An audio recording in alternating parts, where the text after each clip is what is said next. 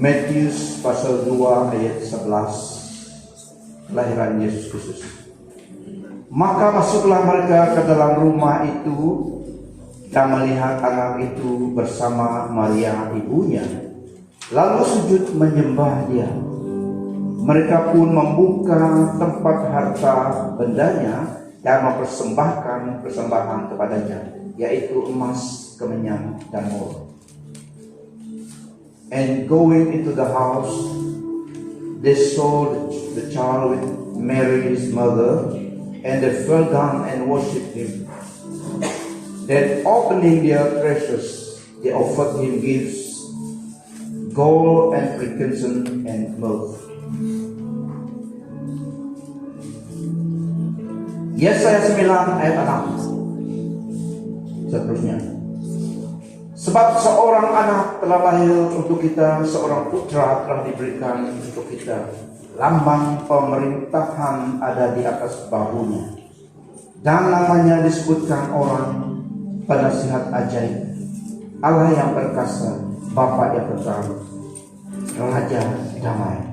Nah, saudara-saudari, Bapak Ibu, berita Krismas adalah berita kemenangan. Berita Krismas adalah berita kemenangan, berita sukacita, berita harapan, berita kepastian tentang kasih Allah kepada kita di dalam Yesus Kristus. Inilah berita Krismas, berita harapan, berita kasih Allah kepada kita di dalam Yesus Kristus. Matius 1 ayat 18 sampai 21. Inilah kisah kelahiran Yesus Kristus. Ibunya Maria bertunang dengan Yusuf, tetapi sebelum perkawinan mereka dilangsungkan, ternyata Maria mengandung melalui Roh Kudus. Yusuf, seorang yang saleh, tidak mau memalukan Maria di mata masyarakat. Dia berniat memutuskan pertunangan mereka secara diam-diam. Dia memikirkan hal itu sehalus-halusnya. Suatu malam dia bermimpi bahwa malaikat Tuhan memperlihatkan diri kepadanya, lalu berkata, "Hai Yusuf anak Daud, janganlah takut mengambil Maria sebagai istrimu, karena anak di dalam kandungannya adalah daripada Roh Kudus. Maria akan melahirkan seorang anak lelaki, namakanlah anak itu Yesus. Dia akan menyelamatkan umatnya daripada dosa mereka." Dia akan menyelamatkan umatnya daripada dosa mereka. Kita lihat di sini, Allah menjadi manusia untuk korban yang sempurna bagi dosa manusia. Nah, Allah telah menyediakan provision untuk pengampunan dosa semua manusia. Bukan bermaksud semua manusia diselamatkan, tidak. Karena manusia diberi pilihan, tetapi provision keselamatan itu telah disediakan. It has been provided. Allah menyediakan provision untuk pengampunan dan keselamatan bagi semua umat manusia. Telah tersedia oleh Allah melalui Tuhan Yesus Kristus. Namun tidak bermaksud semua orang manusia diselamatkan, tapi telah disediakan. Yesus Kristus adalah provision itu. For God so loved the world that He gave His one and only Son, that whosoever believe in Him shall not perish, but have eternal life. Tuhan mau kita memiliki hidup yang kekal, karena di dunia ini sementara saja. Jadi Tuhan mengasihi kita, karena manusia adalah roh. Dia mau kita bersatu dengan Dia semula. Tapi manusia telah jatuh dalam dosa, jadi caranya adalah penebusan. Jadi Allah telah menyediakan penebusan. Yesus datang, provision untuk pengampunan dan keselamatan bagi manusia. So provision pengampunan dosa itu ada, namun manusia diberi pilihan. Pada pagi hari ini, tidak seharusnya kamu masih hilang di luar Kristus, karena Allah telah membuat provision itu. Tidak seharusnya Anda masih tidak percaya pada Yesus, masih belum menerima Tuhan, Tuhan Yesus sama, masih belum ada keselamatan itu.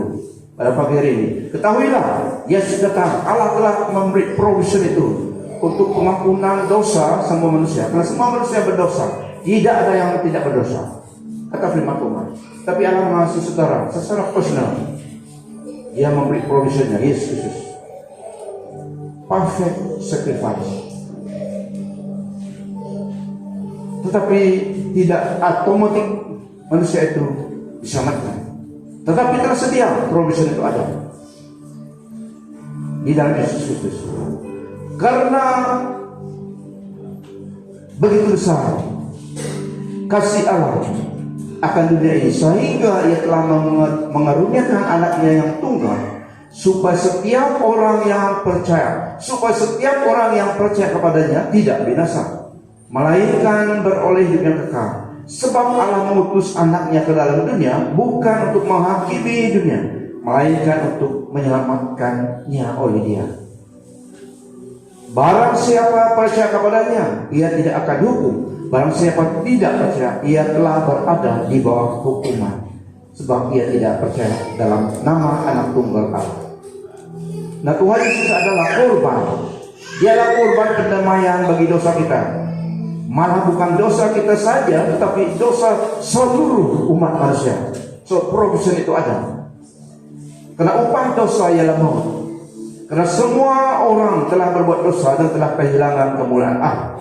Dan oleh kasih karunia telah dibenarkan dengan cuma-cuma karena penebusan dalam Yesus Kristus. Yesus datang menebus kita. Penebusan dosa dan keselamatan dalam Tuhan Yesus Kristus telah tersedia. The provision of God for the forgiveness of sin for all mankind, supaya diselamatkan, telah ada. Seharusnya manusia reaching out, menerima provision itu untuk dirinya, mengambil bagiannya. Itu respon manusia. Yang kedua, karena Yesus telah lahir, telah datang di dunia ini lebih dari 2000 tahun dulu. Karena 700 tahun sebelum Yesus actual datang ke dunia ini, actual birth, telah dibuat. 700 tahun telah ada di dalam Alkitab. Dia datang menggenapi semuanya. So, pada masa ini lebih 2000 tahun Yesus telah lahirkan. Karena dia telah datang, provision pengampunan dosa, keselamatan ada. Makanya bukan salah Allah jika jiwa itu masih hilang, karena tidak ada jalan lain. Hanya satu, provision dari Yesus Kristus, beri dengan cuma-cuma oleh anugerah Tuhan. Karena kehendak hati Allah adalah bukan menghukum manusia ciptaannya, tetapi menyelamatkan. Tapi kita diberi pilihan. Yesus datang, hanya Dia dapat menjadi juru selamat penebus dosa kita. Yang kedua, karena Yesus telah lahir ke dunia ini, Dia datang, Allah menjadi manusia. Lahir dunia ini, mati menebus dosa manusia, bangkit karena Dia Allah menjadi juru selamat bagi orang yang percaya. Dan karena Yesus telah datang, ada pendamaian dengan Allah. We have peace with God through Christ. Banyak cara manusia ingin to have peace with spirit, ingin berdamai dengan roh, dengan ilah yang mereka sembah. Tidak. Selain daripada Tuhan Yesus Kristus, tidak ada Allah lain yang maha kuasa, yang benar. So, karena Yesus datang, ada pendamaian dengan Allah melalui dirinya. Tak perlu kurban yang lain lagi, hanya Yesus. The perfect sacrifice, peace with God through Christ. Roman 5 ayat 1. Therefore, having been justified by faith, we have peace with God through our Lord Jesus Christ. Oleh yang demikian, karena kita telah diperbenar melalui iman, kita telah berdamai dengan Allah melalui Tuhan kita Yesus Kristus. Kolose 1 ayat 19, karena Allah berkenan bahwa seluruh dirinya berada dalam Dia, dalam Yesus Kristus. Allah berkenan seluruh dirinya berada di dalam Dia. Juga melalui Dia Allah memperdamaikan segalanya dengan dirinya, baik yang di bumi maupun yang di surga, dengan mengadakan pendamaian melalui pencurahan darahnya di atas salib. Nah, Tuhan Yesus adalah pendamaian itu. We have peace with God. Dibenarkan di hadapan Allah karena Yesus Kristus adalah pembenaran kita, pendamaian kita. Di dalam Dia Allah lihat kita benar. Di dalam Dia kita berdamai dengan Allah yang Maha Kudus. We can approach God, the Holy God, tidak mati, karena Yesus Kristus ada covering kita. Kita di dalam Dia. Karena tidak ada manusia yang dapat melihat Allah dan hidup. Tapi di dalam Yesus Allah melihat kita sempurna dan diterima. Ada pendamaian dengan Allah dalam Yesus Kristus. Dia telah datang memungkinkan itu. Yang ketiga, Yesus Kristus datang supaya manusia yang percaya padanya menjadi ciptaan baru. Untuk dapat masuk dalam kerajaan surga, kata firman Tuhan, seseorang itu harus menjadi ciptaan baru, born again, new creation. Tubuh kita memang masih tubuh kita, tapi roh di dalamnya, Injil di dalamnya telah diubah oleh Tuhan. Waktu kita menerima Tuhan menjadi Tuhan dan Juru Selamat kita dilahirkan kembali, born again. Yesus Kristus datang supaya manusia dapat menjadi ciptaan baru, born again, secara rohani. Sesungguhnya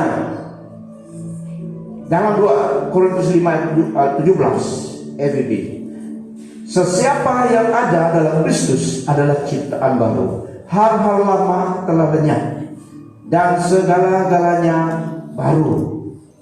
Wow.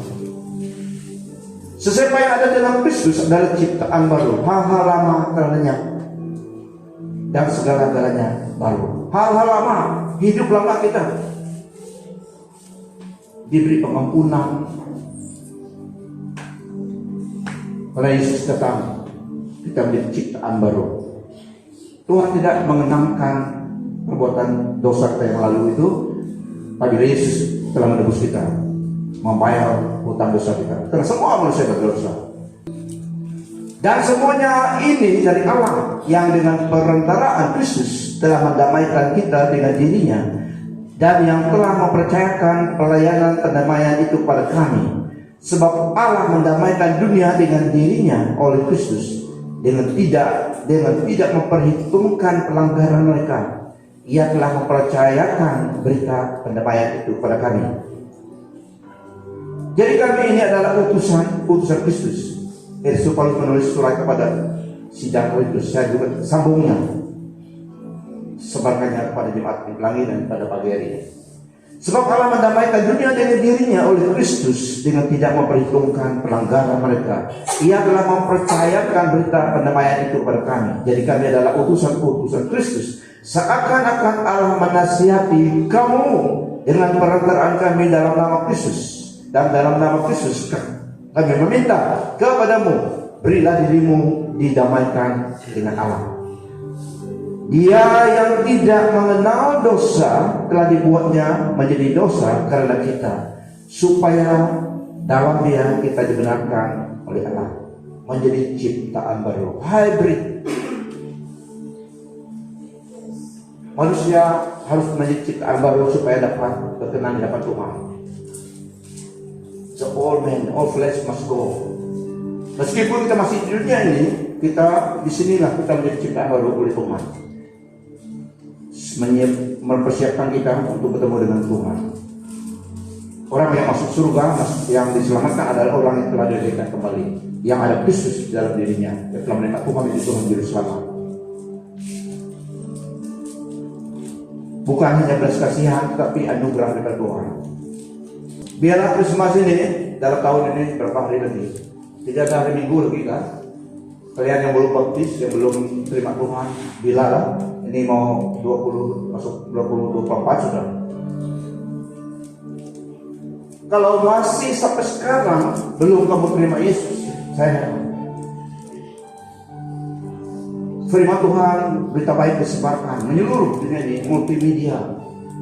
Banyak message firman Tuhan dapat disebarkan dengan meluasa, karena kasih Allah sampai kepada setiap orang. Dia mau menyelamatkan, dia mau semua orang diselamatkan. Itulah dia membuat provision, Yesus provision untuk pengampunan dosa dan keselamatan. Dia yang tidak mengenal dosa telah dibuatnya menjadi dosa karena kita, supaya dalam dia kita dibenarkan oleh Allah. Kita dibenarkan oleh Allah Yesus Kristus. Yang keempat, tidak ada 5 poin. Yang keempat, Kristus, Christ, the giver of the Holy Spirit. Allah memeteraikan kita dengan Roh Kudusnya. Yang menerima Yesus sebagai Tuhan Juru Selamat ditandai dengan Roh Kudus, menandakan kita milik Tuhan. Setiap orang yang percaya, yang sungguh percaya dan menerima Yesus sebagai Tuhan Juru Selamat, ditandai dengan meterainya Allah, yaitu Roh Kudus. Efesus 1:13-14. Kamu juga dalam Kristus setelah mendengar kata kebenaran, yaitu Injil tentang penyelamatanmu, dan dalamnya setelah mempercayainya, kamu telah dimeterai dengan Roh Kudus yang dijanjikannya, yang menjadi jaminan bagi warisan kita hingga penebusan orang yang dimiliki Allah, segala puji bagi kemuliaannya. Nah, tanda milik Tuhan adalah Roh Kudus dimeteraikan kita. Walaupun kita tidak lihat sekarang ini ada dalam hati setiap orang, Roh Kudus diberikan, dimeteraikan Allah. Itulah yang menandakan kita menjadi milik Tuhan. Setiap orang yang percaya pada Yesus Kristus. A seal is an identifying mark, often placed on a letter, contract, or another document. Allah menandakan kita milik kepunyaannya. Jadi we are God treasured possession, ditandai dengan Roh Kudus. So stay back. Ya, katakan kepada iblis, kita milik Tuhan. Dia menandakan kita dengan Roh Kudusnya. Dia memberi kita Roh Kudusnya, menandakan kita milik Dia. Yang kedua, supaya kita menjadi saksi Kristus. Dimampukan kita menjadi saksi Kristus. Jadi bukan dengan kekuatan manusia, bukan dengan hikmat manusia seseorang itu dapat melayani Tuhan jadi saksi Kristus. Tidak, harus dengan Roh Kudus, dipimpin dan dilengkapi dengan Roh Kudus. Roh Kudus adalah empower us to be Christ witness. Dia yang empower kata-kata kita supaya conviction itu ada dalam hati orang yang mendengar, menyadarkan mereka supaya mereka datang kepada Tuhan. Bukan dengan eloquent speech kita. Meskipun kita harus kata-kata dengan kata yang baik, tapi itu bukan yang dapat mengubah, beri conviction ke dalam hati manusia. Hati manusia degil. Kalau bukan Roh Kudus yang menjamah seseorang itu, tidak ada yang berubah. Melepuh pun burak sejak dulu kamu berbicara. Kalau bukan Roh Kudus berbicara, percuma. Tapi kalau Roh Kudus berbicara melalui kamu, barulah dia sedang. Itulah yang melengkapi kita, memberi kita Roh Kudus supaya setiap orang percaya dapat menjadi saksi Kristus. Ini tujuannya Roh Kudus datang melalui Yesus dalam dunia ini. Orang percaya diberi Roh Kudusnya, ditandai dengan Roh Kudus dan diberi Roh Kudus supaya menjadi saksi Kristus. Kisah Rasul 1:8. Tetapi kamu akan menerima kuasa apabila Roh Kudus datang ke atasmu, dan kamu akan menjadi saksiku di Yerusalem, di seluruh Yudea, di Samaria, bahkan sampai ke ujung bumi. Nah, untuk melakukan jadi saksi Kristus di dunia ini tidak cukup dengan hikmat kebijaksanaan manusia, pelajaran manusia tidak, tapi harus dengan kuasa Roh Kudus menyentuh hati mereka melalui kita, melalui orang percaya. Itulah seharusnya kita menjadi saksi Kristus, semua kita dalam hidup kita, dimanapun kita berada. Dan itu tujuannya Kristus datang supaya juga orang percaya padanya dilengkapi dengan Roh Kudus, dan juga supaya menjadi wakilnya melakukan pelayanan menjadi saksi Kristus di dunia ini, bertentangan, menentang kuasa kegelapan yang menghalang, yang mengikat hati manusia. Tapi Tuhan Yesus beri kita Roh Kudusnya, memampukan kita. Dalam Lukas 10:19-20 juga Tuhan Yesus berkata, I have given you authority to trample on snake and scorpion and to overcome all the power of the enemy. Nothing shall by any means harm you. However, do not rejoice that the evil spirits submit to you, but rejoice that your name are written in heaven. Wow. Amen. Tuhan Yesus katakan, dia beri kita Roh Kudusnya supaya kita, ini adalah delegated authority, supaya kita dapat on behalf Tuhan Yesus dapat melakukan pelayanan bagi dia. Aku telah memberi kamu kuasa untuk memijak ular dan kalajengking, serta kuasa atas segala kekuatan musuh. Tiada apa-apa yang dapat mencederakan kamu. Tetapi jangan kamu bersukacita karena segala roh iblis menurut perintahmu, tetapi bersukacitalah karena namamu tercatat di surga. Wow. Katakan kepada kejuaraanmu, apakah namamu telah dicatat oleh malaikat Tuhan di surga? Coba lihat kepada, kalau tidak tanya pun lihat kepada. Have your name been written in the book of life? Sudah tanya kembali kepada dia yang tanya kamu. Have your name been written in the book of life? Nah, saudara-saudari, Bapak Ibu, nama kita dicatat dalam buku kehidupan.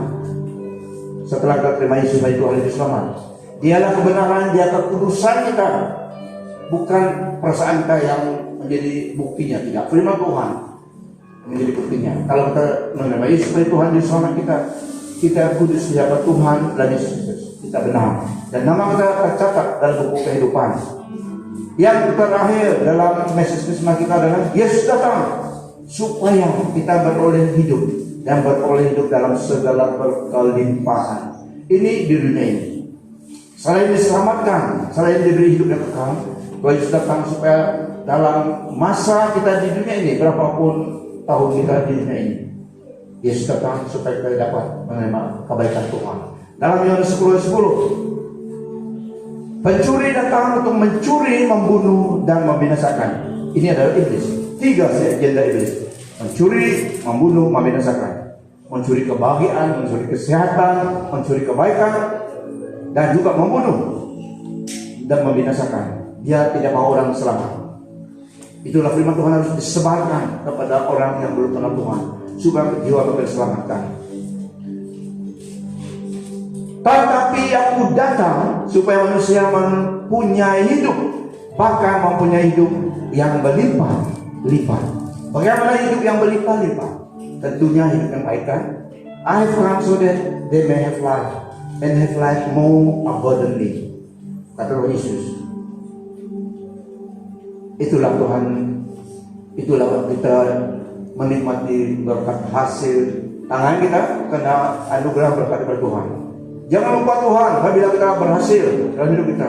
When you get prosperous in life, jangan lupa Tuhan. Amen. Katakan kepada kawanmu sebelah, jangan lupa Tuhan.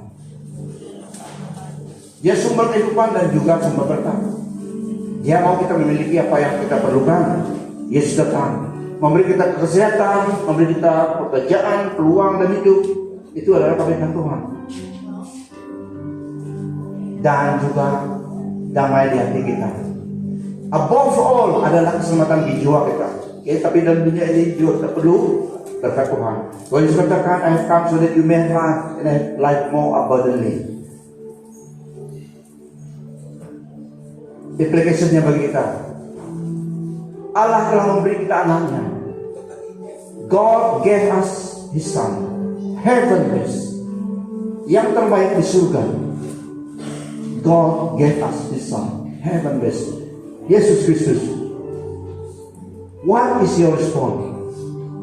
What is your response to His love for us? We cannot recompensate His love, but we can source our love and faith in Him as we can. Allah memberi kita yang terbaik di surga, heavenless, Yesus Kristus. Allah datang dari Yesus Kristus. Itulah berita Krismas. Betapa Dia mengasihi kita. Yang terbaik Dia beri. Hanya satu yang terbaik daripada yang baik-baik, Yesus datang. Karena di dalamnya segala sesuatu provision in life, di dunia dan di akhirat, Yesus adalah package-nya. Allah Bapa lihat yang terbaik membagi kita adalah Yesus itu, heavenless. Dia beri segalanya. So, bagaimana respon kita pada Christmas Eve of Tuhan Yesus? Kita merayakan, ingat Allah mengasihi kita dan Yesus Kristus. Memang kita tidak dapat membalas kasih Tuhan, membayar hutang, tidak ada yang sanggup. Tetapi kita boleh katakan kita mengasihi Dia, beriman kepada Dia. Pada suatu hari kelak kita akan bertemu dengan Dia. So, di dunia ini untuk membuktikan, mengatakan kepada Dia, kita juga mengasihi Dia karena Dia dulu mengasihi kita. Harus kita respon. Contoh bagi mereka dalam Matius 2 ayat 11, mereka yang mencari Yesus kelahiran waktu bayi Yesus, mereka pergi dipimpin oleh bintang itu. Mereka sampai ke rumah itu, mereka masuk ke rumah itu, maka masuklah mereka ke dalam rumah itu dan melihat anak itu bersama Maria ibunya, lalu sujud menyembahnya.